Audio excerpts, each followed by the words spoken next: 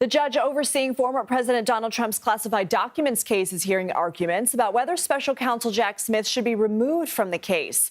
Trump claims that Smith was unlawfully appointed and funded to investigate the alleged mishandling of classified documents found at his Mar-a-Lago estate. The Justice Department has already dismissed the argument. CBS News campaign reporter and attorney Katrina Kaufman is covering this for us. She's outside the courthouse in Fort Pierce, Florida. Katrina, thanks for running out. What's happening inside? So we've been hearing arguments from both Trump's team and the prosecution regarding whether or not the appointment of special counsel Jack Smith was unlawful. Notably, neither Trump or Jack Smith are in the courtroom today, but so far his team is arguing that the appointment of Jack Smith was unconstitutional under the appointment clause. Essentially, they're saying that the way he was appointed was wrong. He should have been appointed by the president and approved by the Senate.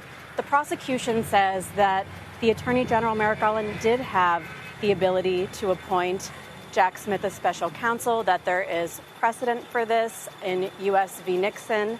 And then after this brief lunch break that we're having, we're actually going to hear arguments from some non-parties, which is a very unusual thing to do. This does not happen during federal criminal trials. We're going to be hearing from 3 different attorneys, one who's arguing in favor of Jack Smith's appointment, and then 2 who have different arguments that align with Trump, saying that he was not, in fact, lawfully appointed as special counsel. And really the significance of all of this is that this is yet another effort to dismiss this case. Trump's team is saying that based on this issue, that if Jack Smith was unlawfully appointed, they're also arguing that he was unlawfully funded. That's going to be happening at the hearing on Monday. More discussions about that these are really grounds to just dismiss this indictment altogether against Donald Trump here in Florida.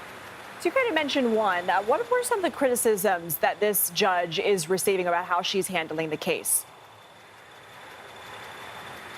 So Aileen Cannon has received a number of criticisms. One is the really glacial pace that this trial is taking. She is holding hearings on motions that wouldn't normally have hearings, including this one that we're at today. Most other judges would have simply taken the filings and made a determination on it, given us an order, but instead she wants to hear days of arguments on these issues. There was also a story that just came out in the New York Times where they revealed that when she was first assigned the case, she was encouraged by 2 federal judges not to take it. One, due to her lack of trial experience, which really does feel like it shows in the courtroom. She's honestly asking so many questions during the trial, but in a way that it almost feels like she doesn't totally understand what's going on all the time, or have a grasp on the arguments. And the other issue is that she had shown some favoritism toward Trump after the Mar-a-Lago raid. But even though she was encouraged not to take the case, she did anyways. Katrina Kaufman, thanks.